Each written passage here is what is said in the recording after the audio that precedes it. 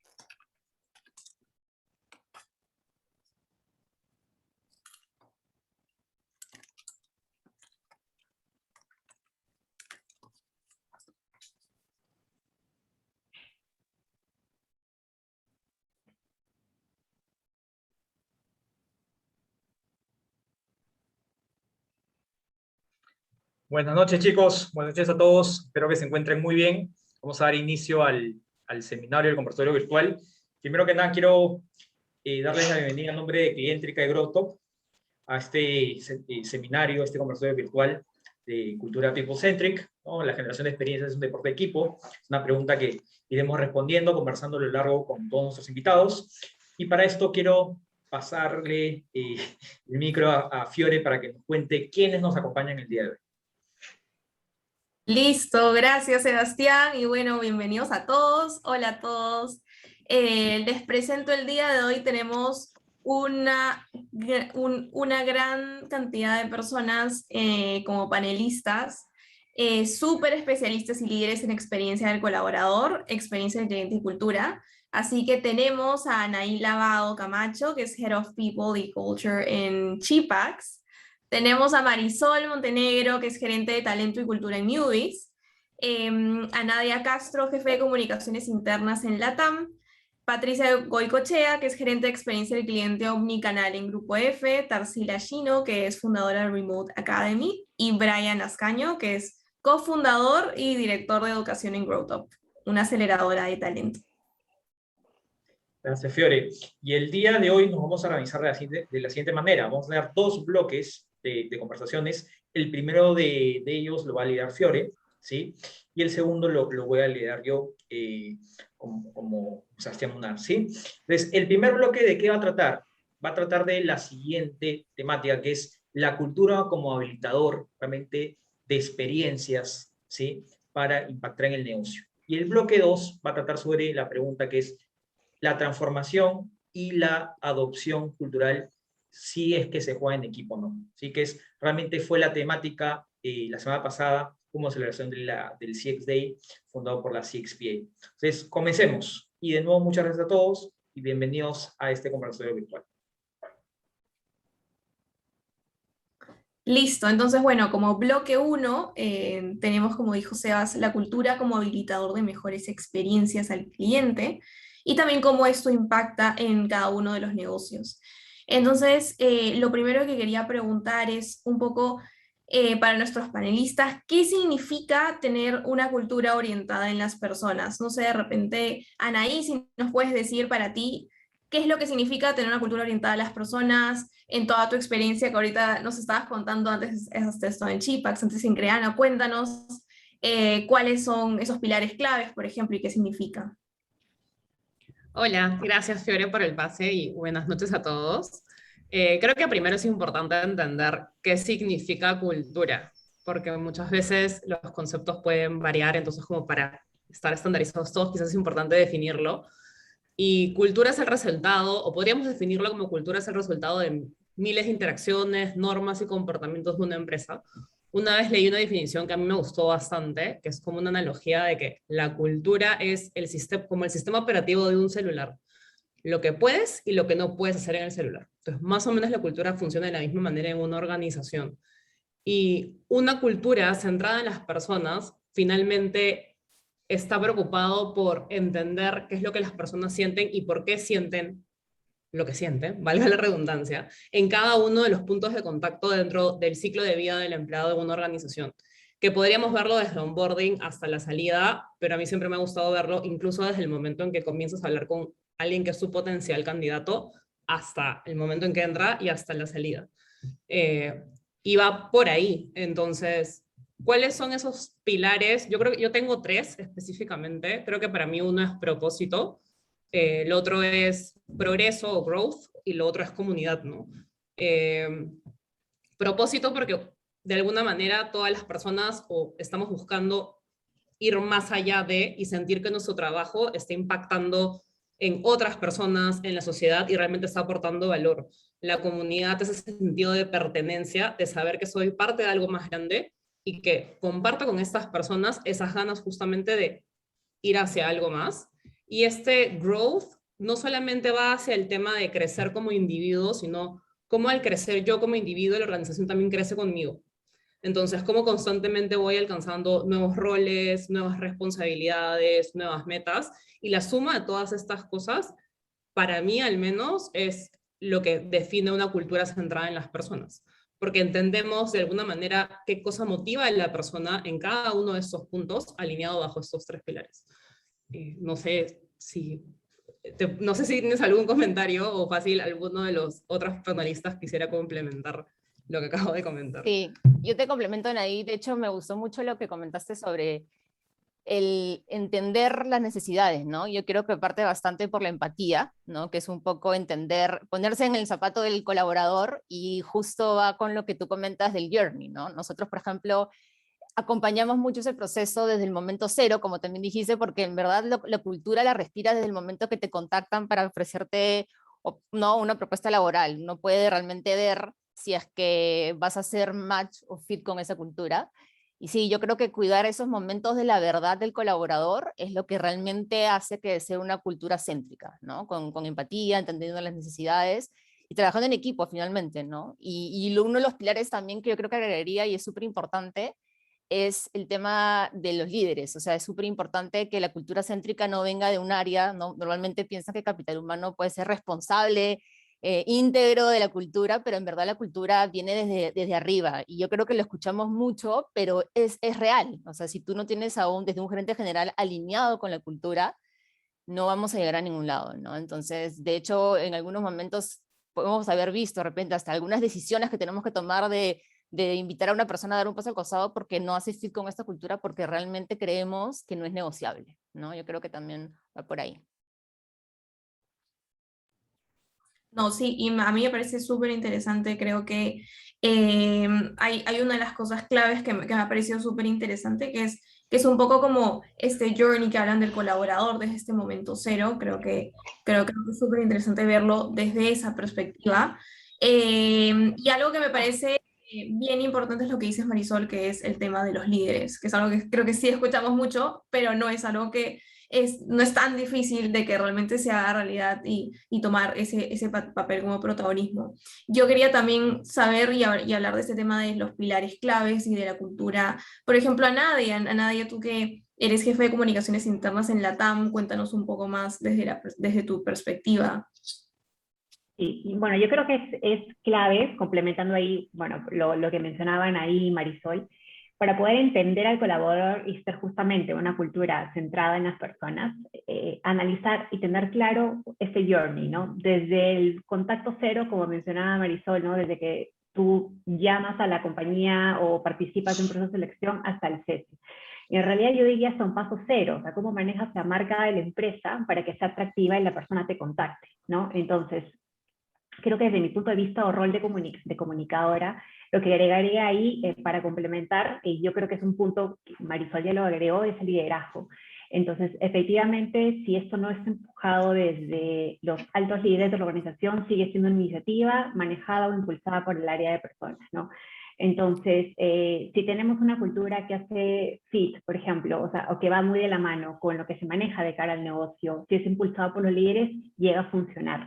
Se llega justamente a hablar de una cultura que tiene propósito, que se respira en la organización y que y finalmente ves una congruencia con lo que también se maneja y se habla hacia afuera, ¿no? La comunicación o lo que vendes hacia afuera como propuesta de valor a tu cliente, pero que tiene que hacer match con algo interno también, que es básicamente tu cultura, ¿no? Y tu propuesta de valor al empleado. Súper. Y hablando sobre esta propuesta de valor al empleado, hay creo que un tema que nos impactaba, de hecho, a todas las empresas por pandemia, que es el teletrabajo.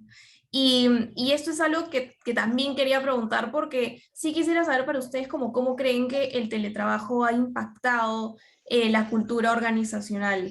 No sé, por ejemplo, Tarsila, si nos puedes comentar, o Patti. Sí, bueno, lo que tenemos ahora, de hecho, para llamarlo tal cual, es trabajo remoto, ¿no? Teletrabajo es todavía cuando entremos a estar amparados bajo la ley. Hoy en día no hay, no se sostiene el trabajo remoto que estamos haciendo por ley, porque tenemos un decreto de urgencia que sostiene un trabajo remoto no regularizado por ley. Eso es lo primero. Lo segundo que me gustaría decir es que tenemos el modelo, ¿no?, de experiencia con todos los journeys, pero ahora hay que comenzar a entender que incluso la experiencia del colaborador, yo diría que es ya una experiencia basada en las nuevas formas de trabajar. En muchos de los casos, las organizaciones que acompañamos desde la consultora que tengo, es un modelo que está involucrando 3 modelos en realidad. El remoto 100%, el presencial 100% y el híbrido. ¿Cómo conviven esos 3 modelos? Porque los 3 modelos tienen 3 historias distintas, 3 canales distintos. Si lo pudiéramos dibujar, esto es así, los journeys, pero luego tienes 3 cortes que son 3 formas distintas de trabajar. Ahora es mucho más reto que antes. En el año 2018 formé parte del equipo de transformación cultural en el Banco de Crédito y comenzamos a diseñar el modelo experiencia del colaborador. Como bien dicen, 3 habilitadores claves: cultura, liderazgo y compensaciones, ¿no? Son 3 habilitadores que te permiten manejar esto. En ese entonces el reto era diseñar los journeys. Año 2020, 2021, ya el reto es otro. Estamos en otro nivel, en otro stage. ¿Cuál es? ¿Cómo diseño en base a las nuevas formas de trabajo? ¿No? Creo que eso, el reto y el desafío ha comenzado a incrementarse muchísimo más en organizaciones donde la presencialidad era la naturaleza, ¿no? La presencialidad era el hábitat natural, que es en realidad la gran mayoría de organizaciones, ¿no? Yo creo que un punto también, un poco cuando Fiorella hacía la pregunta, y lo pensaba también cómo impactaba el teletrabajo en la cultura, y yo creo que de alguna manera, bueno, hablo como newbies, la ha fortalecido. ¿Por qué? Porque de hecho, anteriormente muchas empresas creo que eran un poco reacias de implementar el teletrabajo, ¿no? O el home office. Entonces como que no había mucha seguridad, o decíamos, ya, pero ¿por qué? ¿O para qué? Y de pronto vino el COVID y chao, todos a su casa, ¿no? Y ahí realmente lo que se comprueba, lo que hablamos un poco de ser una cultura céntrica, es que cuando tú tienes un sentido de propósito súper claro y lo tienes como que tatuado y sabes hasta dónde vas, es tu North Star, ya obviamente ya no trabajas por horarios, ¿no? O sea, trabajas por resultados. Entonces, este teletrabajo nos ha demostrado muchas cosas, nos ha demostrado uno de todos los capaces de las capacidades que tenemos, ¿no? La resiliencia, adaptarse, súper crítico, porque, bueno, no es mi caso, ¿no? Pero teníamos, por ejemplo, hoy muchos papás, ¿no? Que tenían que adaptarse al colegio también online. Entonces, ahí el tema de, justamente, de entrar a esta cultura céntrica es la empatía, ¿no? Porque de repente yo estoy trabajando con una compañera y tenías el hijito que pasaba, ¿no? Y se moría de roche, decía, oye, no estoy en una reunión, pero al final ya es como, ya es parte de la dinámica, ¿no? Entonces ya no incomoda y te adaptas. Entonces yo creo que, y complementado también con lo que dicen ahí, es como una comunidad, ¿no? Finalmente ya somos parte todos, hijos, colaboradores, todos somos parte de Newbie prácticamente, porque hasta participan un poco más en las reuniones. Y eso es lo que, por eso digo, como cuando escuché la palabra impactado me sonó un poco fuerte y yo más la siento como que la ha fortalecido, ¿no? Ha fortalecido ese sentido de comunidad, ese sentido de propósito. Claro, y complementando eso, súper importante ahí el valor de la gestión cultural que se hace en las empresas, porque, por ejemplo, cambiar completamente a un home office, hay que entrar a ver también la variabilidad de las generaciones, por ejemplo, ¿no? Si tienes en tu corporación a gente mucho más joven que no tiene hijos y que vive solo, el home office es como anillo al dedo, ¿no? Pero si tienes a alguien que en verdad tiene a los niños en casa, que no es un home office tradicional, porque el home office sería que tú realmente trabajes netamente en casa, pero en casa eres papá, eres jefe, eres, no sé, eres profe, porque también tienes que hacer las clases de los niños, entonces el valor de la cultura toma un peso también, porque si tú tienes el propósito muy arraigado, sabes hacia dónde va, a dónde van tus acciones, hacia dónde van los objetivos que tienes que alcanzar, y puede ser más fácil o llevadero el tema, ¿no? Versus a un lugar donde no te sientas tan cómodo, no te sientas tan comprometido, no seas parte de la comunidad que hablaban ahí al inicio, hace que uno diga, estoy harto de este modelo, harto de la empresa, harto de no darme abasto en la casa, ¿no? Entonces es importante eso también. En el grupo, nosotros como organización, en el grupo F, lo que hemos entendido para definir nuestro modelo centrado en las personas es que como cultura nos centramos no solamente en el colaborador, sino en el cliente, o en el cliente y en el colaborador, en ambos, ¿ya? Y partimos de la definición de que somos familias atendiendo a familias, que es un concepto súper fuerte, con 3 habilitadores básicos, ¿no? Que se han repetido ahorita en los comentarios. El liderazgo, porque así como en casa el papá, la mamá bajan los lineamientos hacia la casa, en las empresas es exactamente igual. Son los papás quienes tienen que dar el ejemplo, ¿no? Papá y mamá dentro de la empresa pues dan el ejemplo hacia la organización. El liderazgo, el propósito, que se entienda por qué y para qué hacemos las cosas, y las plataformas de innovación que nosotros hemos partido de decir cliente y colaborador en el centro. Entonces, todas las plataformas de innovación, mejora de experiencias están enfocadas en ambos, porque no se pueden separar necesariamente, ¿no? Entendemos desde el punto de partida que un colaborador feliz hace un cliente feliz. Entonces, yo creo que ahí hemos sido un poquito diferentes en ver la estructura general de definir nuestro punto de partida hacia la cultura que queremos transformar y que queremos lograr, ¿no? Y nuestro aspiracional, pues ahí es hacer un sapos, we wish. Bueno, para complementar un poco, en el caso de LATAM, si bien tenemos poco porcentaje de población que hace teletrabajo, o sea, básicamente un 10-12%. La diferencia es personas que están en la operación, o en el hangar de mantenimiento arreglando los aviones, o en el aeropuerto atendiendo clientes, o básicamente las personas volando por el mundo, ¿no? Entonces, si me pongo a recapitular cómo impactó, por ejemplo, de la noche a la mañana este cambio de, ok, dejas de trabajar en la oficina y te vas a trabajar en tu casa. Para empezar, un punto importante era que nosotros ya teníamos esta práctica de home office, por lo menos un día a la semana, en coordinación con tu jefe, lo teníamos desde hace ya 3 años atrás, básicamente, ¿no? Entonces, pero sí creo que costó un poco acostumbrarse a trabajar desde casa, pero además con todas las responsabilidades que conllevaba la cuarentena, ¿no? Como mencionaba Brian, no solamente trabajo, sino soy esposa, soy mamá, soy profesora, etc. Entonces, eso de alguna manera creo que lo supimos en este caso sobrellevar, siempre manteniendo un foco directo y como que revisando caso a caso con cada líder cómo iba la gente trabajando en teletrabajo.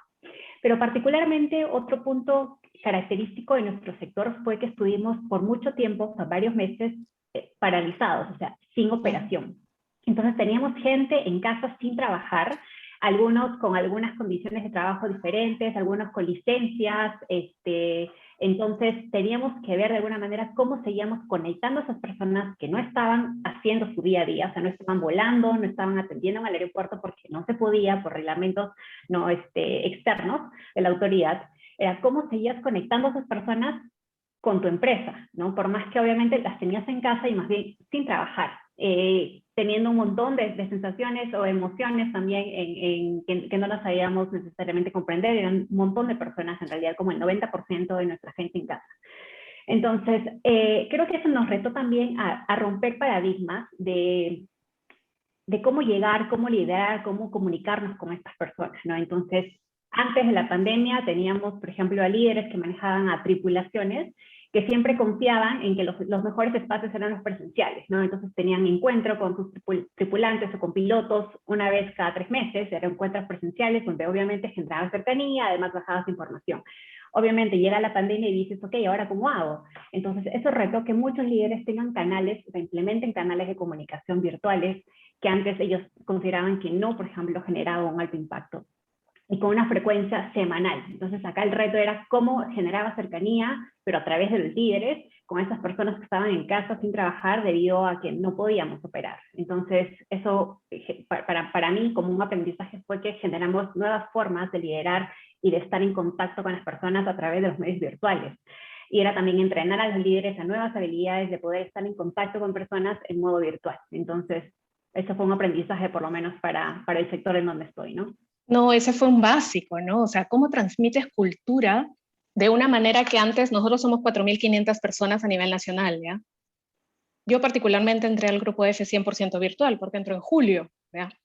Entonces, de por sí he conocido a todo el equipo recién en diciembre del año pasado. Entonces, ¿cómo transmites cultura en un momento en donde todo el mundo está virtual y donde efectivamente se creía que tenías que traer a las personas, ¿no? Para transmitir. Entonces, efectivamente, nosotros aprendimos a comunicarnos semanalmente y hacia toda la organización. O sea, yo creo que fue una ventaja que fue difícil de romper, ¿no? Pero una vez que coges cancha, que les debe haber pasado lo mismo en LAN, ya casi que se hace frecuente, ¿no? Y es mucho más fácil. O sea, antes solamente se juntaban los líderes en Lima. Hoy estábamos hablando de comunicación hasta el último asesor, ¿no? 4.500 personas comunicadas en el mismo momento. O sea, no es que yo te pasaba la información a ti, tú se la pasabas a tu equipo y tu equipo al otro equipo, ¿no? Entonces, eso ha ayudado mucho más, en nuestro caso, el workplace de Facebook es básico.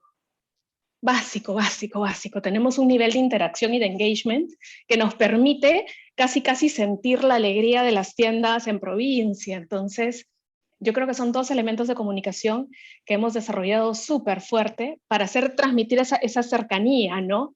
O sea, cuando se postea desde por decir algo, ¿ya? El asesor de Huancayo diciendo, contándole al grupo, nació mi hijo, ¿ya?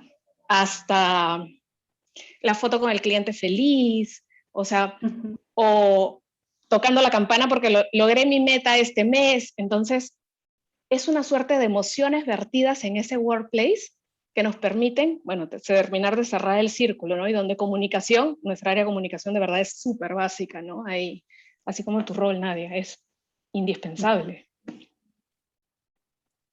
No, sí, y yo creo que han habido, sí, muchísimos retos, pero creo que gran parte, lo que ustedes mencionan, que casi todos han mencionado, es en gran parte sí ha fortalecido a muchas empresas. Entonces, alineado a eso, yo también quería preguntarles, ¿la cultura puede convertirse en una ventaja competitiva tangible? Y si es así, ¿cómo se puede enfocar para poder lograr y por lograr que la cultura sea un pilar importante como ventaja competitiva dentro de una empresa? Bueno, definitivamente la cultura es una ventaja competitiva. Hay un estudio de McKinsey que decía que esas culturas que performan súper bien pueden incluso devolverles a 3 veces lo que un accionista ha aportado. Entonces, la cultura en realidad es el motivo por el cual las personas dicen, ¿entro o no entro? Y creo que Marisol era la que lo comentaba, ¿no? O sea, es lo primero que ves. Entonces, ya hay más de un montón de estudios que te dicen, oye, 75% de las personas va a decir, según tu cultura, veo si postulo o no postulo. ya desde ahí nomás estás viendo, oye, ¿qué tan fácil se me va a hacer para mí filiar una posición o no? La cultura también determina si es que me quedo o no me quedo en el trabajo. Un espacio de trabajo con una cultura súper tóxica va a hacer que mucha gente termine renunciando, y eso obviamente los costos de attrition van a elevar obviamente tu valor como empresa y tus gastos finalmente, porque tienes que posicionar más todo lo que implica que una persona se vaya. El hecho que también una buena cultura también promueve de que las personas sean mucho más creativas, promuevan innovación, se sienten parte. Hablamos nuevamente del propósito. Me siento parte, sé que estoy aportando algo, estoy ayudando a la empresa a alcanzar su objetivo. Voy a ver la manera de cómo yo desde mi rol voy a aportar ahí y voy a hacer para que esos objetivos realmente se cumplan. Y eso finalmente va a desencadenar en mayor revenue, en profits, en mejorar la experiencia también, lo que decía Patti también en un momento, ¿no? No solamente es el cliente interno, es también el cliente externo. Entonces, un cliente feliz viene porque los empleados, los colaboradores, el equipo está feliz. Entonces, es un círculo virtuoso finalmente. Creo que para mí va por ahí, ¿no? Y cómo enfocarlo, al menos yo desde cómo lo llevo, es priorizando soluciones que ayuden a las personas a hacer su trabajo más significativo. Entonces, ¿cómo lo trabajamos nosotros, por ejemplo, desde Chipax? Es cómo escuchamos al equipo para que el equipo nos diga qué está bien, qué está mal, qué tenemos que mejorar, dónde están esas oportunidades de mejora y qué tenemos que cuidar, y cómo eso se refleja en el trabajo en el día a día. Por ejemplo, Chipax se caracteriza mucho por su área de soporte. Los clientes nos dicen, tienen un área de soporte súper humano y no hablo con un robot, no hablo con una persona. Pero hay algo muy diferente en este equipo de soporte y que se basa mucho en el valor que nosotros tenemos, que es, los usuarios son primero. ¿Y por qué digo que el valor es súper importante? Porque el equipo de soporte no se queda en responder tickets. El equipo de soporte levanta la información de los tickets, documenta la información y propone soluciones al área de Producto y Tech para decir, oye, esto está pasando, esto es lo que, los tickets que más recurrente tengo por estos motivos, ¿qué podemos hacer para solucionar este problema? Entonces, finalmente no solamente soy alguien que responde tickets, sé que mi rol es hacer que reduzcan la cantidad de tickets por cohort de cliente, porque ese es finalmente mi trabajo, para asegurarme que el cliente tenga la mejor experiencia y se quede con nosotros. Entonces, para mí definitivamente la cultura es una súper ventaja competitiva. Y complementando lo que dicen ahí, yo siempre uso esta analogía que creo que resume mucho el valor que tiene la cultura, ¿no? De hecho, la cultura la hacen las personas, ¿no? Y existe, es innata. No es que uno puede crear cultura, o sea, desde que tienes una organización y la gente comparte la cultura. Entonces, la analogía que yo siempre uso es como, imaginemos a un arquero con arco y flecha, y el arco es como la cultura, y la flecha son las estrategias de la compañía. Si las estrategias no pasan por la cultura, no se alcanzan los objetivos. Entonces, creo que es una analogía potente para entender por qué es importante usar o gestionar la cultura, ¿no? Tú puedes tener 1000 estrategias para ser más rentable, para crecer, para abrir nuevos mercados, pero si esa estrategia no la cruzas por un arco que es cultura, no tienes cómo llegar a tus objetivos. Entonces creo que eso resume de alguna manera también la ventaja competitiva de lo cual significa la cultura en las empresas, ¿no? No, sí, perfecto. Pero hay otra cosa que de hecho también creo que es súper importante también hablar y hablar entre todos nosotros, que es qué tan difícil es poder atar el impacto en el negocio con el aspecto cultural. No sé si esto es parte del mindset tradicional de las organizaciones, como que quisiera saber como qué tan difícil es como poder juntar como este impacto en el negocio con toda la parte cultural. Yo creo que en verdad la cultura tiene que respirar en la estrategia del negocio. Y yo creo que es como es una decisión estratégica, ¿no? Por ejemplo, nosotros desde, bueno, ahora Newbies, antes Bisanet, tomamos la decisión estratégica de unir el área de personas con el área de clientes. ¿Por qué? Porque un poco lo que comentaba Patricia, ¿no? Finalmente el cliente es el mismo. O sea, es cliente, la visión es cliente, sea externo o interno, es uno solo. Entonces, nosotros, por ejemplo, esa decisión nos ayudó muchísimo a entender muchas cosas, ¿no? Y cómo la cultura iba a ser este habilitador de desarrollar muchas capacidades, por ejemplo, en foco cliente, en innovación, en curiosidad. en varios aspectos, ¿no? Entonces yo creo que en nuestro caso sirvió muchísimo, hasta el día de hoy, te hablo que eso lo hicimos hace 7, 8 años y hasta el día de hoy nos hace total sentido, y eso también nos ha hecho acelerar muchas cosas, nos ha hecho entender muchas cosas, ¿no? Porque hablamos de cosas, no sé, de capacidades como Human Centered Design, nosotros lo vemos trabajando hace ya 5 años. Entonces hemos, como les comentaba, adelantado varias capacidades, varias cosas que nos han hecho acercarnos al negocio, ¿no? Y que los resultados caigan por sí solos, porque ya la gente le encuentra un sentido, ¿no? Teniendo la cultura y los clientes de la mano, o ambas estrategias de la mano, y es mucho más fácil hacer que el resto de la organización esté un poco más, o esté más alineado. Y entiende el para qué, sobre todo, que es súper importante. Complementando lo que dice Marisol, que hablaba del sentido y el para qué, por lo menos desde mi rol, que justamente es comunicación, yo trato de conectar los puntos, ¿no? Entonces, y trato de encontrar evidencias para justamente demostrar cómo todo lo que se hace hacia afuera está relacionado con interno. Entonces, por ejemplo, en LATAM estamos viviendo transformación digital desde hace ya 2 años. O sea, estamos metiéndole mucho foco en esto porque queremos justamente transformar la experiencia del cliente a que se vuelva más digital.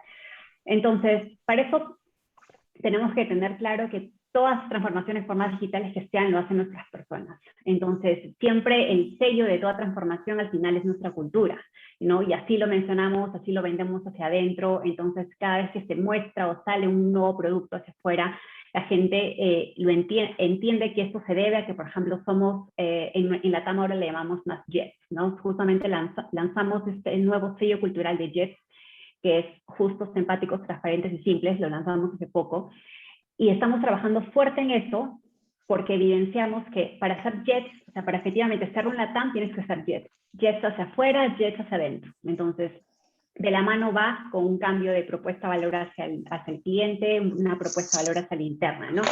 Pero por lo menos sí dejamos claro y buscamos evidencias y hechos reales, testimonios, etcétera, de que todo lo que estamos haciendo hacia afuera respira y es un reflejo de toda la transformación que vivimos hacia adentro. Entonces, ese es como que el hilo conductor, y de esa manera encontramos y mostramos que efectivamente todo respira, es como el círculo, como decían ahí, el círculo virtuoso, ¿no? Sí, ahí complementando lo de Nadia, el tema de comunicación es básico, ¿no? Porque de hecho, si nosotros queremos que nuestros colaboradores sean embajadores de la marca, si no lo comunicamos el para qué y el para qué sirve, para qué está hacia nuestros clientes, entonces ellos, o sea, no se va a poder vender, ¿no? Entonces yo creo que unir esos puntos es súper crítico y básico para poder generar una buena experiencia tanto adentro hacia afuera. No, sí, totalmente. Y No, y justo, a mí me gustaría agregar una cosita nada más que escuchándolo me parece genial, y a veces creo que el gran pain en las organizaciones es que se hace como una disección de la experiencia o una disección de la transformación, ¿no? Entonces, experiencia del cliente, experiencia del colaborador, ni siquiera trabajan juntos, no se conocen, ¿no? No comparten indicadores, no tienen ningún proyecto unidos. Transformación digital, transformación cultural. Ni se miraron, ni saben quiénes son, y en realidad ese Claro. creo que es como el punto de partida finalmente de muchos dolores que luego suceden dentro de la organización, ¿no? Entonces creo que es partir como de entender que la experiencia es una sola, que la transformación es una sola, ¿no? Eso creo que también es un súper reto. Escuchando lo que cuenta Marisol, me encanta, me parece genial que puedan trabajar juntos, porque creo que hacia allí tienen que ir finalmente las organizaciones, ¿no? Hacia entender que es una moneda de dos caras, ¿no? Y se necesitan la una a la otra, es una relación de dependencia muy fuerte. Esa ha sido parte de las ventajas que nosotros hemos tenido, por ejemplo. Nosotros hemos partido así, Tarsila, o sea, cliente y colaborador en el centro de nuestras decisiones, ¿no? No separado. Entonces, junto, como modelo cultural, hace que se vea de manera diferente, ¿no? Porque entendemos que ambos necesitamos entender las emociones, a ambos tenemos que comunicar, a ambos tenemos que movilizar o transformar la experiencia, ¿no? Entonces el foco está mucho más claro.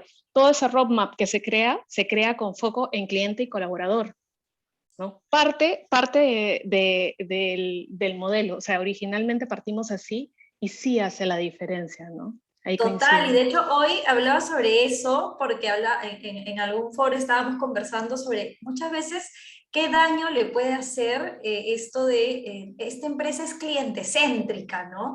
Y es como que te meten ese chip en la cabeza y el líder, Claro. entonces es todo el tiempo somos clientes céntricos, y claro, luego vienes y le dices, yo necesito un líder humano que gestione personas y tal, y es como, hey, pero mi prioridad es ser cliente céntrico. Entonces me has dicho que ponga el cliente al centro, estoy como súper enfocado en esto y ahora me estás pidiendo que me ocupe de las personas, ¿no? Entonces nada, es como, Es es que todo ese, un personal, ¿no? mira, y Pero les eso doy que dices tú, ¿no? Que es como el cliente al centro es el cliente interno y el cliente externo en el fondo, ¿no? O sea, son ambos al centro. una empresa en la que yo trabajaba anteriormente, no voy a decir el nombre, pero efectivamente ya era foco, inicialmente era foco en el cliente, claro, foco en el cliente, foco en el cliente, foco en el cliente, pero el colaborador que atendía tenía 30 sistemas y 30 usuarios y 15 bajadas comerciales diarias, ¿no? Y 15 problemas diarios. Entonces, claro, ¿qué experiencia podemos dar si no entendimos lo que está detrás de este cliente? Perdón, del colaborador que finalmente redunda en la experiencia del cliente, ¿no? Entonces, efectivamente, yo creo que ahí hay un camino que ya hemos recorrido como experiencia en general, cuando trabajamos en temas de experiencia o en temas de cultura, que es trabajar de la mano, ¿no? Cliente y colaborador en el centro de nuestras decisiones y acciones. Me parece excelente en realidad todo lo que todos ustedes me han comentado. Y nada, quería darles muchísimas gracias por este primer bloque. Así que ahora, Sebastián, te doy el pase al segundo bloque, que es la transformación y adopción cultural, si se juega en equipo. Gracias, Fiore. Muchas gracias a todos. Y quería hacer, antes de empezar las preguntas y que nos comenten, que está bastante interesante, hacer una recapitulación, ¿no? Yo creo que hasta ahorita queda claro y por eso el nombre del webinar, de cultura people-centric, ¿no? O sea, pasar de un enfoque customer-centric a un enfoque people-centric. Y eso creo que cambia completamente lo que es la experiencia del cliente, ¿no? Una buena experiencia del colaborador, del empleado, genera una buena experiencia del cliente.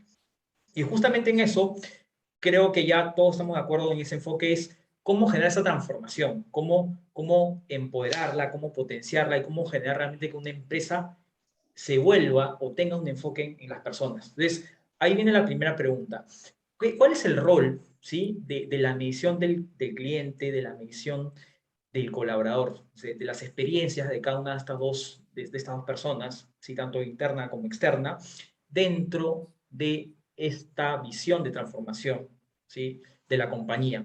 Y me gustaría empezar contigo, Patti, porque entiendo que tienen hasta un lema, ¿no? con el NPS, y le han puesto diferentes siglas al NPS, así que me parece interesante si nos puedes contar también tu experiencia sobre eso. Escucha, claro, nosotros medimos el NPS, el Net Promoter y el Employee Experience, también medimos el ENPS, ¿ya? Entonces, claro, la primera bajada era cómo le comienzas a decir, todavía en el Spanglish, ¿no? O sea, a toda una organización peruana comenzar a bajar un tema que es, desde el nombre no es tan fácil de decir. Entonces decimos, oye, ¿cómo medimos la experiencia? Pues lo medimos con nuestra pasión es el servicio. Esa es nuestra bajada. Es que claro, tú lo has visto cuando estábamos en Teams, ¿no? Es mi logo que lo tengo acá. Bueno, ahorita estamos en Zoom. Pero las bajadas que hemos hecho para reflejar esta información hacia la organización es donde hemos comenzado a tener empatía, como decía Marisol, con los colaboradores, ¿no? ¿Y cómo se tiene empatía? Pues hablando en simple, ¿no? Tratando de llevarlo a una forma que todos entendamos. O sea, somos familias atendiendo a familias, ¿no? Nuestra pasión es el servicio. Trabajamos, nosotros decimos con actitud F, ¿ya? Pasión por el cliente, transparencia y soluciones. Es casi como en la familia te enseñan, sonríe, saluda, pide por favor y da las gracias.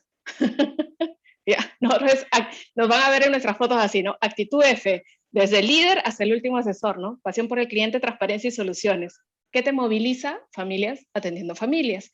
¿Cómo debo actuar? Con mis tres actitudes. Eso yo siento que nos da una fortaleza muy grande a la hora de de sentir la cultura, de respirar, ¿no? Anexado nuevamente, comunicación es básico, sobre todo en pandemia y siendo un equipo que está a nivel nacional, ¿no? Somos 4.500 colaboradores, nuevamente, no todo el Perú. Pero llevar todo eso y bajarlo, las comunicaciones es lo más básico que existe, más la retroalimentación y el feedback de los clientes, ¿no? Comunicar desde el liderazgo, pero que todos sepamos qué dolores tienen nuestros clientes y nuestros colaboradores. Eso es clave, complementando, de identificar. Sí, perdóname, ahí quería comentar, ahí complementando con lo que dice Patricia, en verdad la medición creo que es clave, o sea, en verdad si no medimos, no tenemos el feedback, no sabemos cómo empezar para transformar experiencias, ¿no? Entonces, es súper importante. Nosotros también medimos, también el NPS cliente externo, pero también medimos el NPS del colaborador, y adicionalmente, un poco acompañado y haciendo sentido a lo que hablamos al comienzo, también medimos el NPS de líderes. También lo medimos, y porque es súper importante saber cómo realmente el NPS, que tanto nos recomienda como cultura, tiene relación con el NPS liderazgo, ¿no? Y la verdad que de una manera súper, en verdad nos gusta contarlo porque les decía hace un momento, ¿no? O sea, en nuestro caso se ha fortalecido la pandemia, la cultura en la pandemia, porque teníamos nuestro sentido de propósito súper bien marcado, sabíamos a lo que teníamos, nuestro North Star, nos ha motivado un montón, y eso ha hecho un poco que las cosas se den solas, ¿no? Y además de estas mediciones y pedir este feedback, una de las experiencias que hemos transformado también, por ejemplo, quería compartirles es, a través de estas mediciones nos dimos cuenta que, por ejemplo, habían algunos beneficios que ya no hacían tanto sentido ahora, ¿no? Por ejemplo, nosotros teníamos los viernes reducidos cuando no había pandemia, y este viernes reducido trataba, por ejemplo, de solamente podías irte 2, 3 viernes, la mitad del viernes podías ir temprano, ¿no? Pero nos dimos cuenta que la gente, o sea, ya no hace sentido tener esa limitación cuando no estás de manera presencial, cuando realmente nos guste o no, hay que aceptarlo, a veces nos quedamos más tiempo de lo que creemos conectados, porque así pasa, ¿no? O realmente, como estás trabajando desde tu casa, no te das cuenta realmente a qué hora, como la hora que es, ¿no? De repente estás avanzando, estás concentrado y volteas y ya son las 9 de la noche. Entonces, de alguna manera sí queríamos un poco darle sentido, retribuirles a la gente lo que nos pedían, ¿no? Y en el verano dijimos ya, no vamos a tener viernes de verano como antes, ahora puedes irte todo, la mitad del viernes, todos los viernes. Y la gente le encantó, o sea, la gente era, pucha, gracias, que no sé qué, o sea, la gente nos amó por eso, y dijimos, oye, pero ¿qué cosa nos hace sentido? O sea, viernes de verano ya fue el verano, pero todo el año vamos a estar en trabajo remoto, ¿por qué no le extendemos todo el año? Y lo hicimos así, ¿no? Y eso fue a través de este feedback de la gente, que realmente nos decía, o sea, sí nos decían, ay, por favor, que se quede el viernes de verano. Y bueno, ya, pues, o sea, dijimos, sí, ¿por qué no? Realmente, ¿por qué no? O sea, hace sentido, lo hacemos. Otras cosas también, por ejemplo, antes teníamos mediodía libre por cumpleaños. Ok, perfecto. Entonces dijimos, ya, ¿por qué mediodía libre? No, démosle el día completo, ¿no? Entonces dimos el día completo por cumpleaños.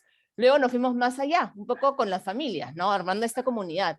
O sea, si la gente, como decían, ¿no? A veces tienes que, no sé, hacer la tarea con el hijo, enseñar, qué sé yo. Oye, que puedan estar con su hijo todo el día, el cumpleaños del niño, o sea, ¿por qué no? ¿No? Entonces empezamos a decir, ¿por qué no? ¿Por qué no? Y a través de este feedback, como les comentaba, fue que realmente hemos transformado esa experiencia, o estamos tratando de seguir mejorándola y transformándola para nuestros colaboradores.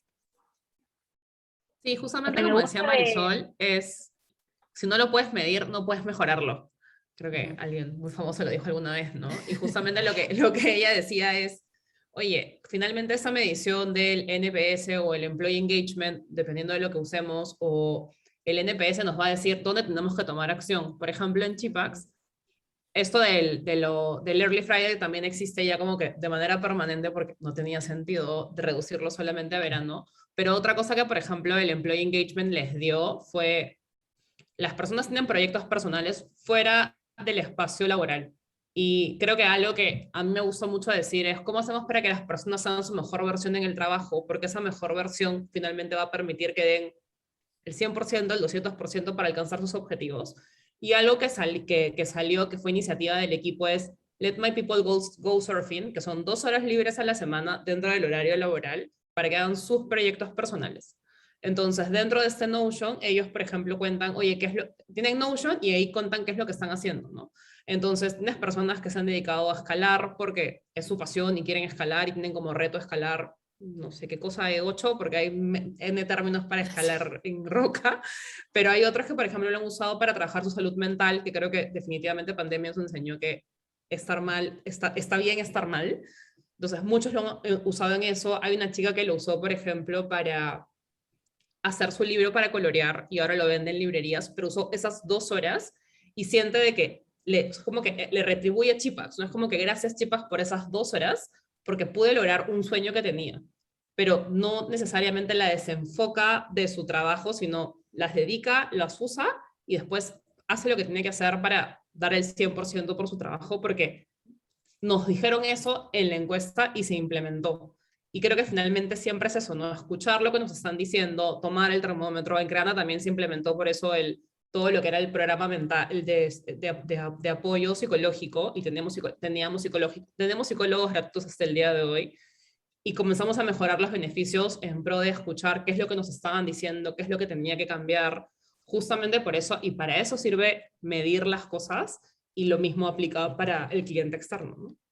Sí, de hecho, ahí complementando, cuando nosotros medimos y dimos este beneficio, era alucinante cómo después, porque lo empezamos en abril, o sea, extendimos el viernes de verano y todo lo demás, bueno, ya no de verano, el viernes reducido, era alucinante cómo la gente luego en las siguientes mediciones lo decía, porque tenemos en la parte del NPS hay una pregunta abierta, ¿no? O sea, ¿por qué? Un poco que cuente por qué dio la puntuación que dio, y la gente es como que aparte de que agradecía, ¿no? De que le dimos los viernes reducidos, es como que la gente ya no sentía tan pesado el teletrabajo, ¿no? Porque hay gente que aún le cuesta, o porque hay personas que de repente no lo pueden tomar bien porque necesitan momentos de presencial, qué sé yo, pero decían, es como que ya sienten como que el jueves fuera su nuevo viernes, una cosa así, ¿no? Porque ya se les acorta la semana, y es más, ellos mismos te dicen, o sea, ya no me pesa, ya no me incomoda, qué sé yo, estar en una reunión, no sé, un jueves hasta las 8 de la noche, porque sé que el día siguiente voy a trabajar no más 2, 4 horas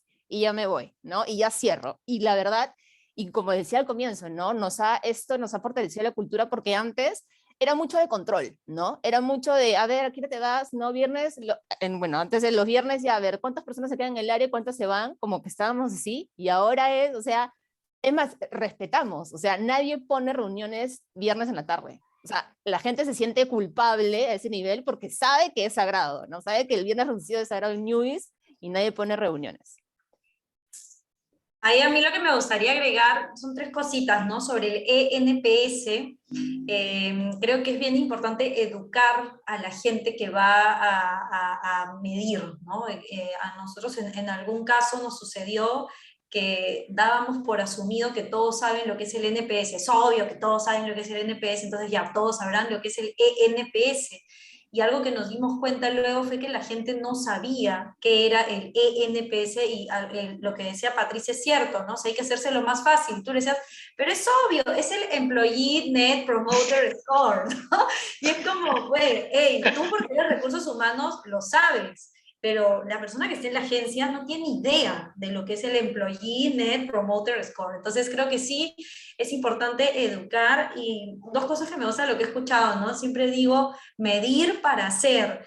Hay mucha vocación últimamente de encuestitis aguda, los colaboradores están hasta aquí de las encuestas, ya no quieren responder encuestas, pero creo que también hay una responsabilidad, porque nos gusta medir, pero no necesariamente hacemos algo con lo que medimos, ¿no? Y creo que es importante ganarnos como una credibilidad con que lo que medimos para hacer algo. Igual lo que han contado aquí me parece que va justamente todo lo contrario, pero lo dejo para quienes nos están escuchando como una reflexión. Y lo último que me gustaría decir es que hay que medir constantemente. Hace poco un cliente me dijo, sí, quiero que me ayudes a diseñar el modelo híbrido y tal. Ok, perfecto. Quiero hacer desk research, necesito mirar qué información, qué materia prima tienes para comenzar a hacer esto, qué le has preguntado a tu gente. No, tenemos benchmark. Yo no puedo diseñarte un modelo para tu empresa con benchmark, es imposible, o sea, no me digas que tienes el benchmark de Google y que está haciendo Spotify, porque yo no puedo hacerte para ti, que eres la empresa Periquito, no te puedo diseñar con eso, me tienes que decir qué es lo que tienes. Ah, bueno, sí tenemos un pulso que hicimos en octubre del año pasado. Yo, me estás hablando de hace un año, la gente cambió, o sea, no podemos pretender trabajar con data tan antigua, obsoleta de alguna manera. Entonces, creo que la medición también tiene que ser constante y responsable. Y complementando ese punto, creo que con la pandemia y con las nuevas formas de trabajar, por lo menos las mediciones se han vuelto más constantes en algunos casos, en algunas empresas, porque las áreas han visto necesario hacerlo más, o sea, en frecuencias más cortas, porque efectivamente el mundo cambia tan rápido y las personas también rotan tanto, y eso se ha visto por la pandemia. Entonces, por ejemplo, en la TAM se han implementado muchas otras formas de también medir, no solamente nos medíamos anualmente por una encuesta de salud organizacional, sino hemos acortado el tiempo de otras encuestas para medir liderazgo, y ahora que hemos lanzado esta nueva cultura que se llama YES, estamos lanzando un NPS de JETS, ¿no? Entonces, con frecuencia mensual. Tener esta data con tan poco, o sea, con frecuencias tan cortas, sirve muchísimo, a diferencia de antes, que se solía medir una vez al año o casi 2 veces al año, ¿no? Y lo otro, que ahí, perdóname, solamente para complementar, ya cuando hablamos de medir, bueno, el número moviliza finalmente a la organización, ¿no? Por eso es que en el colegio tenemos notas, o sea, porque el número moviliza, te moviliza a mejorar. Pero el NPS a veces puede quedar, o la medición de ENPS o NPS puede quedar en romántico, ¿no? Entonces, lo bonito del arte de eso es de ahí transformarlo en un KPI operativo que se lleve al área específica. Les doy un ejemplo, ¿no? Cuando los clientes, externo, voy a hablar, cuando los clientes te dicen, mi pedido no llega a tiempo, ok, ese dolor se transforma en un KPI que se llama nivel de servicio. Y ese KPI operativo es el que moviliza al área también, ¿se entiende? ¿No? Entonces, ese arte de medición es bien importante tenerlo fuerte, digamos, en las organizaciones para realmente lograr generar cambios específicos, ¿no? Porque nuevamente volteas al área a hablarle en su idioma. Le hablas la voz de los clientes y su idioma específico es el KPI operativo que tiene como área, ¿no? Eso es cierto. De hecho, uno de los temas que lo has comentado ahorita, Patti, Tarsila lo comentó al inicio del bloque 1, y que se relaciona y que creo que es un tema polémico, para poner un poco de polémica a la discusión, es el tema de la compensación, ¿sí? El tema de los incentivos, en este caso monetario y no monetario, porque sabemos que hay dos tipos de incentivos. Entonces, ¿cómo ustedes consideran, y acá vamos a unir la pregunta anterior con esta, ¿no? ¿Cómo juntar, ¿sí? O sea, cómo gestionar un modelo de medición pensando también en los incentivos? ¿Tengo que atarlo a un sistema monetario y no monetario? Hay muchas compañías que empezaron esto y luego se dan cuenta, oye, me equivoqué, llego, le estoy pagando a un asesor, pero al final no veo esto en una mejora del empleado o una mejora de la experiencia del cliente. ¿Cómo lo ven ustedes? Por ejemplo, empezamos contigo, Tarsila, que fuiste la que comenzó con este punto hace un momento. Uy, ese es el punto picante, ¿no? Supongo que tienen todas.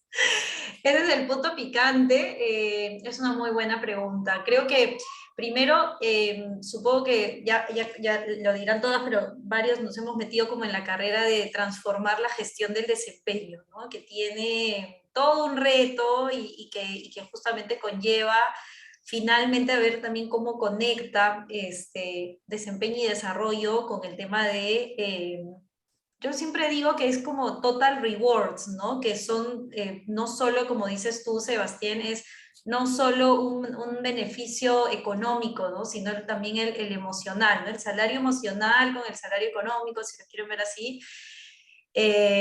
Pero creo que nada, estamos, yo diría, por lo que veo en organizaciones, en un camino que va a costar poder conectar la medición de las personas y soltar, ¿no? Porque todavía hay un camino por soltar. Hay, Creo que durante muchos años la forma como se ha gestionado el desempeño al final también ha terminado de alguna manera haciéndole un daño a la misma compensación, ¿no? A una compensación de este tipo, porque la gente probablemente en muchos casos ha estado acostumbrada como siempre esto es lo que recibí, esto es lo que siempre me dieron y tal. Hoy en la mañana también conversábamos con alguien que nos decía que habían perdido mucho talento en los últimos meses porque en la empresa habían comenzado a retirar ciertos beneficios, ¿no? Por ejemplo, el automóvil, porque se habían dado cuenta que ya no se necesitaba el carro, ¿no? Que el carro no lo estaban usando porque estaban en remoto y entonces se decidió en ese momento retirarles el automóvil y se comenzó pues a venir todo en contra y ha sido un caso muy concreto, pero de muchos que está viviendo esta empresa en concreto, de fuga de talento. Entonces creo que vamos hacia una versión más evolutiva de cómo conecta el desempeño con este, definitivamente con este tercer, yo siempre digo, habilitador que es la parte de las compensaciones. Pero es un camino largo, ¿no? Es un camino largo y todavía doloroso porque hay que soltar mucho. Sí, yo digo que hay que soltar y transformar. Es un proceso de transformación. Ese es un proceso de transformación que requiere además un programa de gestión del cambio en las personas, ¿no? Entender y acompañarlos en ese proceso no va a ser, no está siendo sencillo. Es lo que iba a decir, ¿no? Y ahora hay una variable importante también que es el tema generacional, porque al final, yo que he estado, por ejemplo, y estoy ahora también del lado de la atracción del talento, claro, un paquete de beneficios no es el mismo para personas de diferentes generaciones, ¿no? Tienes chicos, que ya no podemos hablar de millennials, sino tenemos que hablar de centennials, que lo que más van a valorar quizás no es que les pagues tanto, sino que tengan más tiempo libre, que no usen transporte público para ir al trabajo, sino lo hagan caminando, etc. Y acá me recuerda un ejemplo. Hace unos años trabajé en Sky, en la low cost, y Sky recién entraba al país. Entonces hay un ejemplo clarísimo para acá, porque era una low cost, sigue siendo una low cost, entonces tenía un modelo reducido de costos, una estructura completamente distinta, y entraba con mucha fuerza a competir. El reto estaba, yo que era jefe de selección y desarrollo, por el lado de selección era, ¿cómo hago para traerme a los mejores pilotos del país, siendo una low cost, con una estructura salarial mucho más reducida que las competencias, ¿no? ¿Y qué es lo que hicimos ahí? Fue apuntar a la calidad de vida de los pilotos. Entonces dijimos, ok, apuntemos a pilotos que tengan experiencia porque necesitamos cubrir nuestra flota de pilotos con mucha experiencia, no podemos meter chicos recién egresados. ¿Qué quieren estos pilotos? Estos chicos ya han volado mucho tiempo, tienen muchas horas de vuelo, se han ido a volar por todos lados, quieren tiempo en familia. Perfecto, entonces 5 días libres al mes que lo puedan hacer juntos. Entonces ahí era una estrategia del armado del rol. Entonces eran unas mini vacaciones para los pilotos, porque decían, oye, yo puedo juntar 5 días al mes y me voy una semana a Máncora con mi familia, ¿no? O era darles estos incentivos pequeños o eliminar el escalafón que muchas aerolíneas existía y existe, ¿no? El hecho de si tú eres más antiguo, tienes más derecho para pedir vacaciones, para pedir un día libre, para pedir Navidad, Año Nuevo, ellos que trabajan en horarios rotativos. Entonces dijimos, seamos la única aerolínea que no tiene escalafón, que sea de manera equitativa. Si tú saliste de vacaciones en febrero de este año, el próximo año no te toca a ti, te toca a otro grupo de pilotos. Entonces, con esa estrategia de beneficios que eran cero monetarios, logramos nutrir nuestra flota con pilotos que venían de otras aerolíneas que tenían muchísimos años en el mercado, y todo el mundo decía, ¿qué están haciendo en Sky que no tiene ni un año? Y en verdad están llevándose los pilotos o en verdad están manteniendo una flota potente. Entonces, creo que ese es un ejemplo para resumir ese tema de cómo compensar, no solamente de manera monetaria, ¿no? ¿Cómo lo Los ven? rankings ayudan mucho, Sebastián. Es algo que trabajamos o se aprende mucho de las técnicas de ventas, ¿no? Los rankings, ¿me entiendes? Eres el que sale primero la foto, el podio, el que el SEO te diga y te mande un video hoy, digamos que todo es virtual, que te mande un video diciendo felicitaciones y lo publicas en Facebook, ¿no? Y que toda la empresa sepa que a ti te han felicitado, ¿no? Entonces, ese reconocimiento es bien rico, moviliza mucho. Yo diría hasta que más fuerte que el monetario. El monetario, bueno, siempre va a ser importante, pero el reconocimiento público yo creo que moviliza mucho más, ¿no? Y reconocer acciones excepcionales, ¿no? Porque la otra cara del reconocimiento es cuando se reconoce mucho, digamos, pero no por acciones excepcionales, y uno dice, bueno, ya toca reconocimiento porque lo estás haciendo, ¿no? Creo que ese es como el otro polo de no caer en esa parte del reconocimiento. Simplemente hay que reconocer lo excepcional para que en verdad tenga mucho más valor, ¿no? Claro. Creo que también determina mucho qué cosa entiendes por excepcional, ¿no? También. O sea, porque pueden ser tres cosas, o al menos yo lo veo así. Puede ser cómo vives los valores en el día a día y cómo ese comportamiento lo traduces en acciones que ayudan al negocio. Otra es lo más tangible, que es superar las expectativas, no sé, a nivel personal o a nivel departamental como equipo, que superas tus OKRs o tus objetivos del mes o tus KPIs. Pero otro también puede ser esos intangibles, ese programa de capacitación que quizás no necesariamente ayudó a alcanzar un OKR, pero sí fue valioso para el equipo, y lo reconozco porque el equipo realmente lo necesitaba, o realmente lo consideró como algo importante, y dices, oye, hay que reconocer esto. Entonces creo que eso excepcional se puede definir de varias maneras, y creo que depende mucho de cómo la empresa quiere vivir la cultura, y volvemos a lo mismo al inicio, cómo la empresa quiere vivir la cultura y cómo la cultura finalmente se vive a través de los sistemas y procesos que hemos creado, en este caso específico de Total Rewards y del programa de reconocimiento. Pero lo otro, ¿sabes qué también, Anaí? Depende a veces mucho. Yo cada vez me sorprendo más cómo pequeños detalles pueden generar un reconocimiento, ¿no? Les doy un ejemplo chiquitito, ¿ah? La semana pasada trajimos al comité de experiencia a un chico regional para que cuente sus buenas prácticas, ¿no? Este chico lo posteó hasta en LinkedIn, ¿ya? Me invitaron, o sea, es así como que me siento orgulloso, ya, soy importante. Me invitaron al comité de experiencia y expuse ante el CEO. Ese tipo de detalles suman mucho. Claro, probablemente no es tan estructurado, ¿no? Pero sí es importante eso, y desde el CEO, desde el liderazgo, reconocer, digamos, los pequeños logros o los pequeños avances o los niveles de posicionamiento y exposición, ¿no?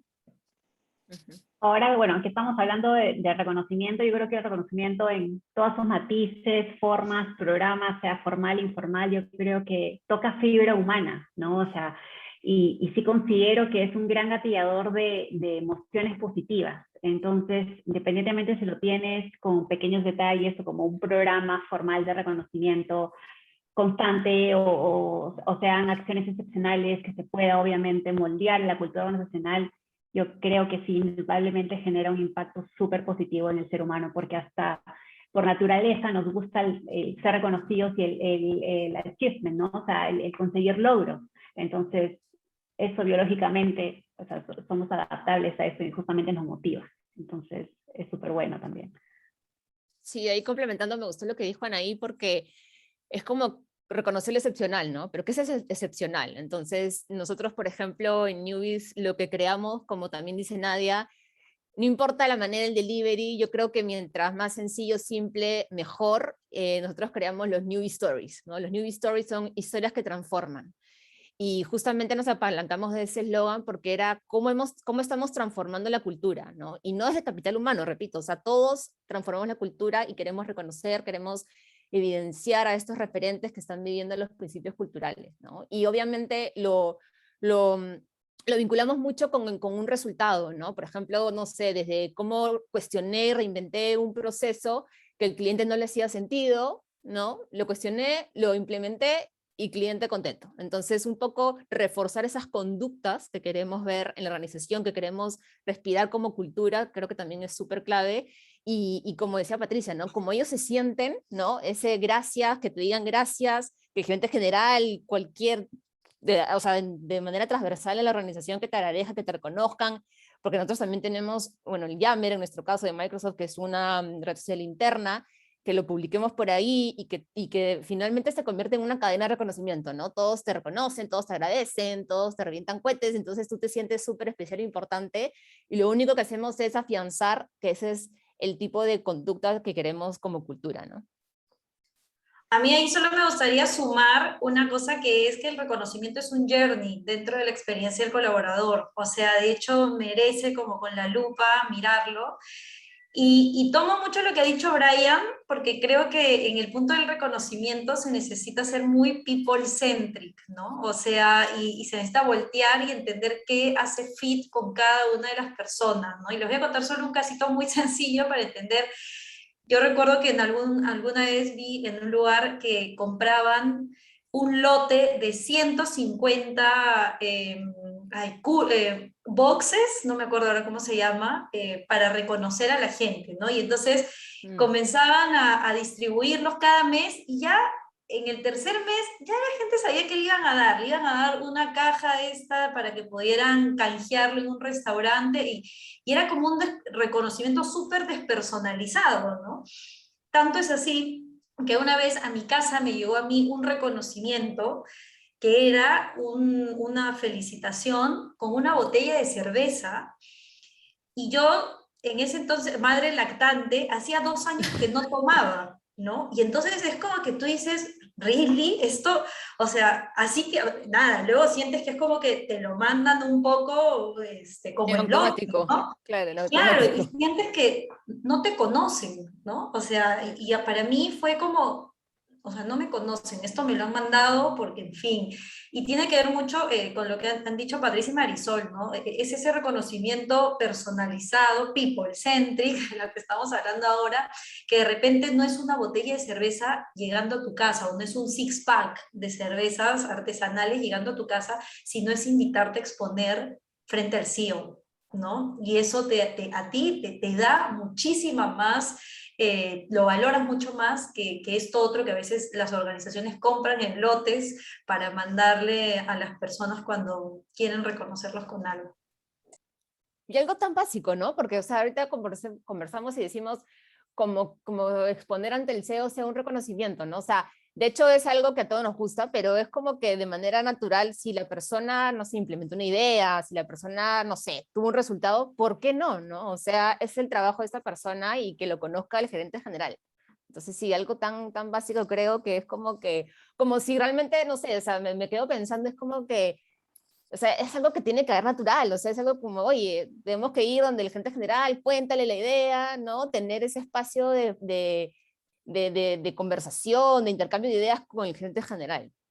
Claro, pero de acá lo que recojo es exclusivamente, o sea, la importancia de conocer a tu gente. O sea, ¿cómo sabemos que efectivamente para, no sé, Carlitos es súper importante exponer frente al CEO? Capaz para, no sé, para mí es algo natural porque tengo esos espacios a diario por el rol que tengo, ¿no? Pero para un ejecutivo de ventas que fácil atiende o lidera un equipo en una tienda de provincia y no tiene la chance de a diario hacerlo, es súper importante. Entonces, eso nos vamos a dar cuenta de eso si efectivamente conocemos las necesidades o esos gatilladores de emociones positivas de nuestra gente.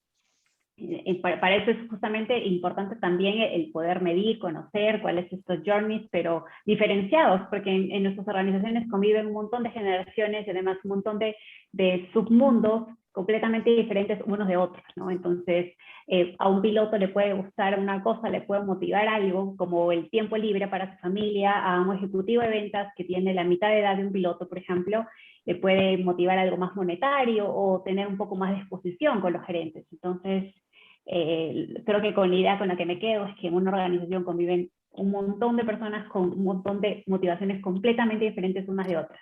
Y ahí está nuestro rol como HR o en el área en el que estemos trabajando con personas, ser efectivamente people-centric, por lo menos para este hito del journey que es tan importante como el reconocimiento, ¿no? Y como última pregunta, chicos y chicas, que está genial porque creo que hemos abarcado todo este journey, efectivamente, y varios puntos de contacto, varias interacciones que son necesarias, tanto del lado del empleado como del cliente externo. Y hay un reto que sigue siendo vigente al día de hoy y que impacta todo lo que hemos estado conversando. De hecho, una idea que mencionó Marisol fue muy buena, ¿no? Juntar esta área de cultura con el área de clientes. Pero me gustaría comentarles o que nos digan qué otras ideas, qué otras experiencias han tenido con respecto a cómo eliminar los silos organizacionales. O sabemos que ese es uno de los grandes retos que existen todavía. Si quieres, empezamos por ti, Marisol, que fuiste la que primero comentó. ¿Qué otra cosa hicieron en Newbies? A ver, les comparto una más que una idea, bueno, nació como una idea, evidentemente, pero ahora es un programa que está súper, súper bien anclado en Newies y que es súper, la gente lo pide, que se llama Switch. Es un programa que nació en el 2019. Y la idea nació en un poco que nosotros teníamos como que este happy problem, teníamos muchos proyectos, ¿no? Y teníamos que implementarlos, pero de repente, claro, no íbamos, el tema de la contratación estaba un poco limitado, y un poco también haciendo un poco honor a lo esto de acercarse a las personas, las necesidades que los diferentes perfiles tienen, sobre todo analistas, eran qué es lo que quieres de News, o en ese momento Bisanet, qué es lo que te gustaría, ¿no? ¿Qué es lo que más quieres? Y lo que la gente pedía a gritos era quiero retos, quiero participar en diferentes proyectos, quiero retos, entonces como que vimos la luz, ¿no? Teníamos el happy problem de tener muchos proyectos, y por otro lado, gente súper talentosa que quería tener mayor aprendizaje, quería reto, crecimiento, entonces unimos las dos, esta fórmula, y así fue como nació Switch. Entonces la idea era que estas personas que no tengan nada que ver con su rol, porque puedes tener un analista de compras, de logística, de tesorería, participando en proyectos estratégicos. Entonces, acá lo que buscábamos era un poco dar encuentro a lo que ellos pedían a gritos, que era retos y aprendizaje. Y fue así como este programa ya lleva 2 años, y fue como de una manera súper súper de entrenamiento, súper bonita, rompimos el silo. ¿Por qué? Porque tú tenías a estas personas de cualquier área participando en un proyecto que no tiene nada que ver con su rol, o sea, cero que ver. Tenías a un analista de tesorería participando en el proyecto de transporte público. Entonces era alucinante cómo esta persona descubría un mundo nuevo, ¿no? Descubría, o sea, está en tesorería, en contabilidad, y acá esta parte me encanta, porque está descubriendo el negocio, está descubriendo realmente cómo es esa conexión con nuestro sentido de propósito, cómo puede sus capacidades, de repente, no sé, numéricas, puede implementarlas en un proyecto estratégico. Entonces, todo como que los astros se unieron y realmente vimos cómo se rompían los hilos, porque la gente se adueñaba del proyecto, ¿no? Asumía un KPI que no tenía nada que ver con su día a día, que no tenía nada que ver con su rol, era un KPI de negocio.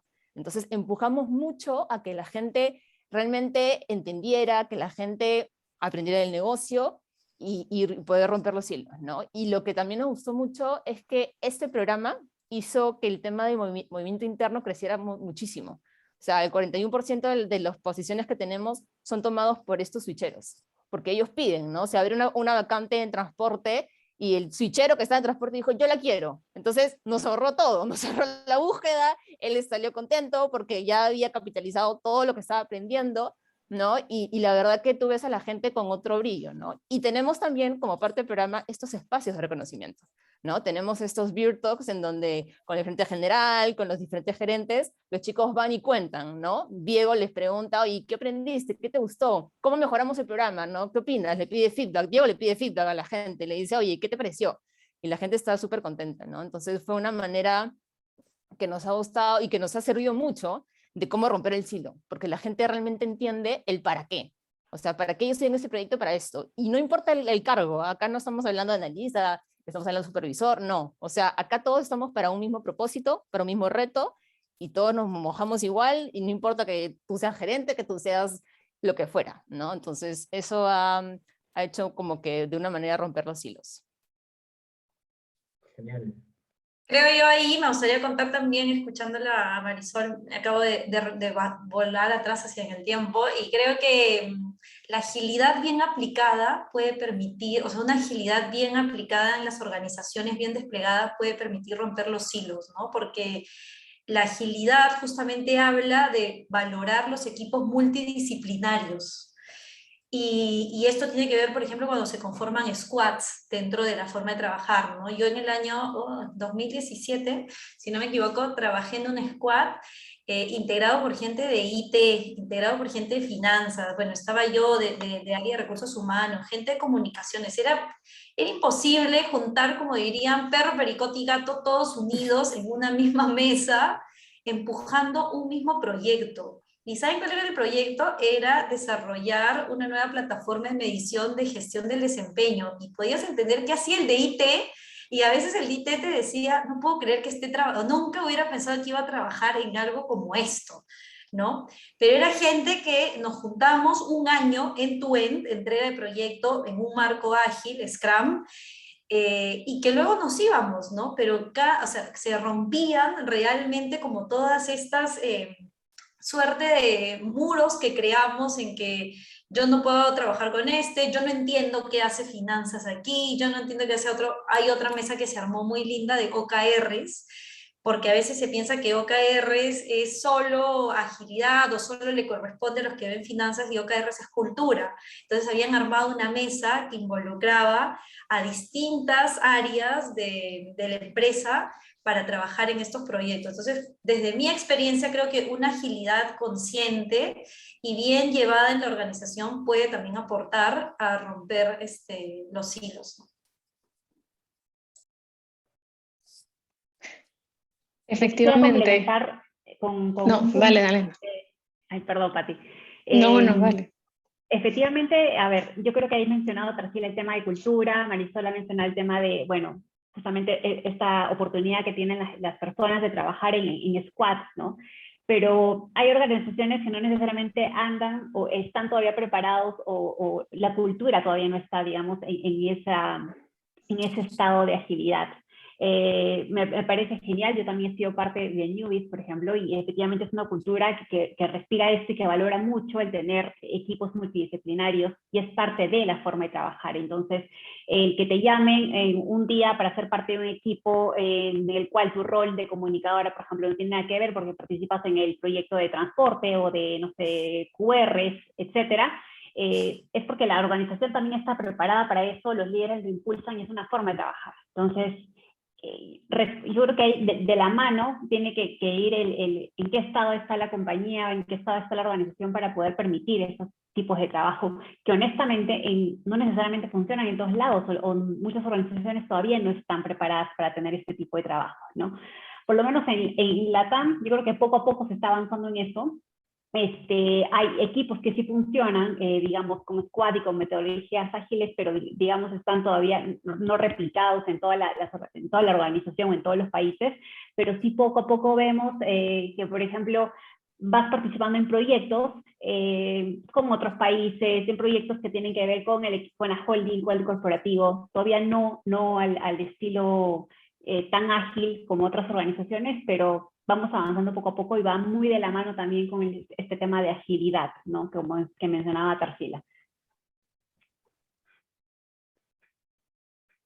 Inclusive puede estar preparada la cultura, pero depende también un poco no son las restricciones, sino son los diseños de las organizaciones, ¿no?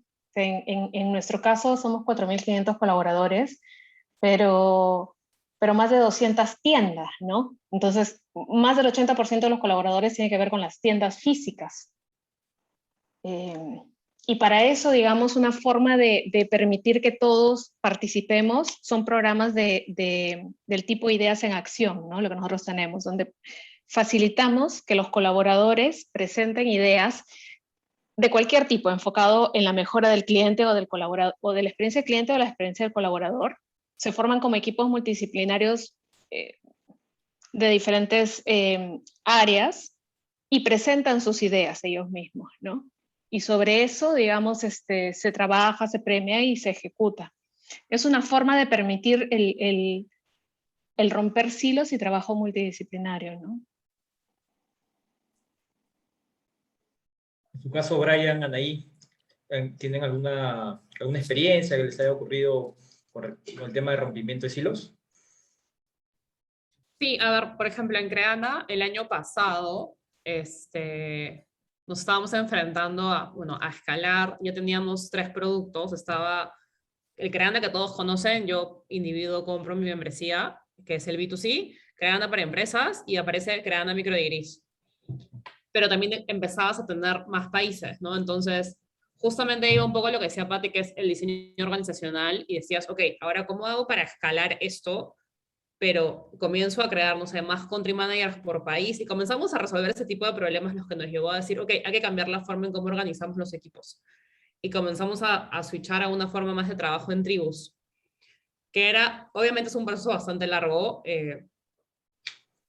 pero comenzamos a trabajar en tribus de microdegrees, tribus de empresas y tribus de B2C, y dentro de, y esas tribus tenían, digamos, alrededor, era como un sistema un poco divertido gráficamente hablando, que tenías los guilds de marketing, el guild de tech, el guild de producto, el guild de finanzas, el guild de operaciones, que era todo lo que era educación.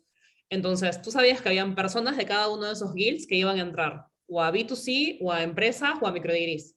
Y todas esas personas tenían que entender que trabajaban para un solo objetivo. Entonces ya no era es que yo soy de educación y no hablo con el de marketing y no sé qué va a ser el de marketing y si me como en el proceso ya no tenía que existir eso porque justamente eso no pasaba en la oficina, pero en pandemia nos dimos cuenta de que pasaba mucho que se pisaban los pies por falta de comunicación también, pero la manera de organizarnos justamente por tribus permitía también ese trabajo interdisciplinario.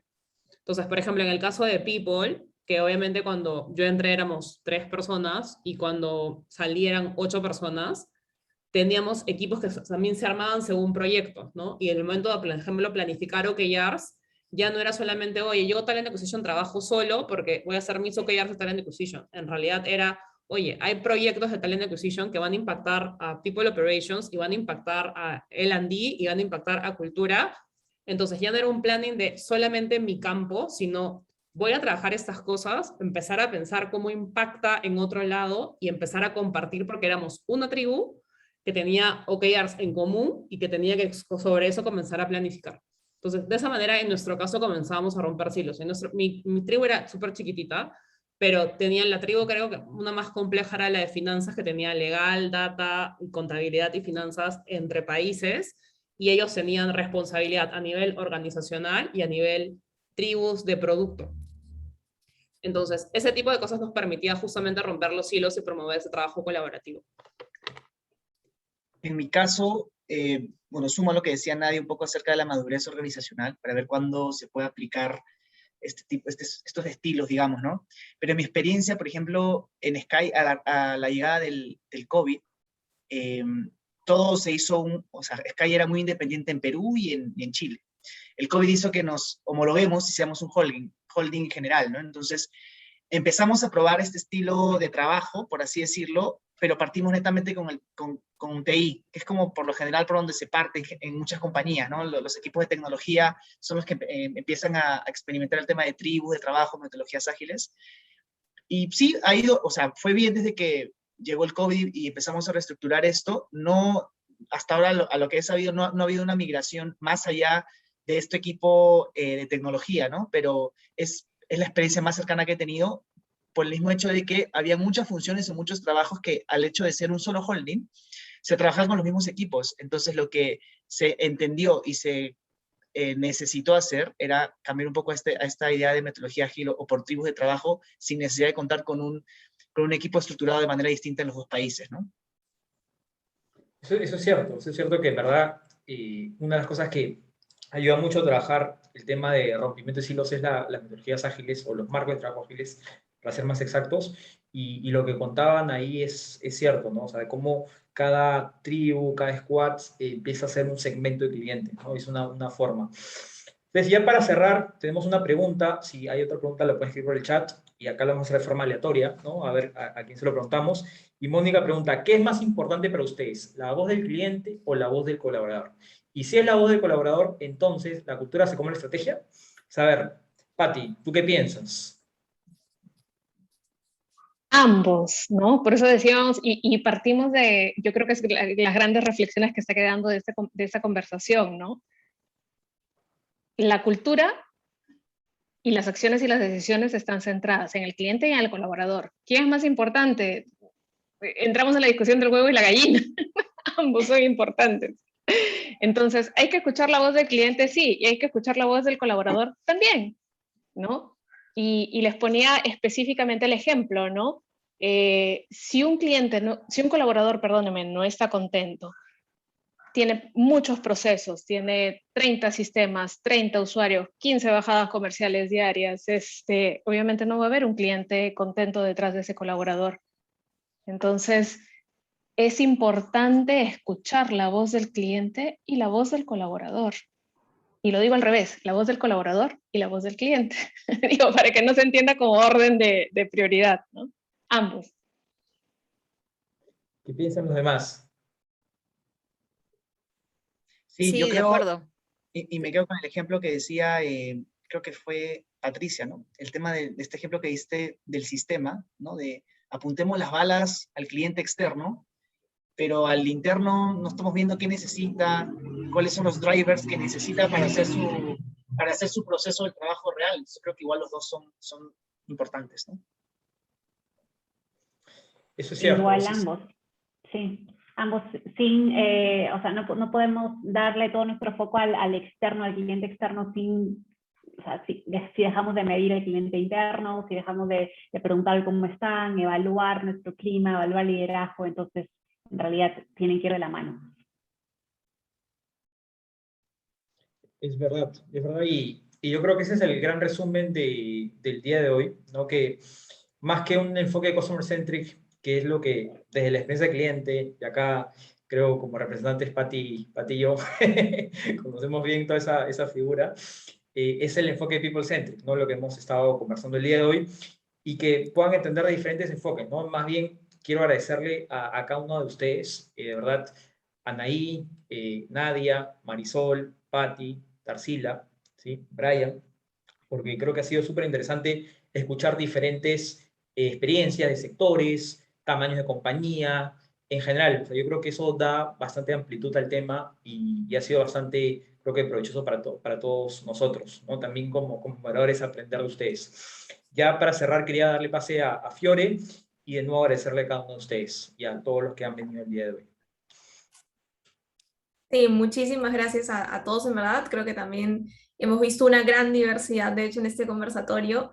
Y nada más quería decirles a todos los que han atendido el día de hoy, que se han quedado hasta el final, es que si es que quieren saber más sobre todo lo que hemos hablado a lo largo de toda esta charla, pueden entrar al link growtop.p para poder también saber mucha más información.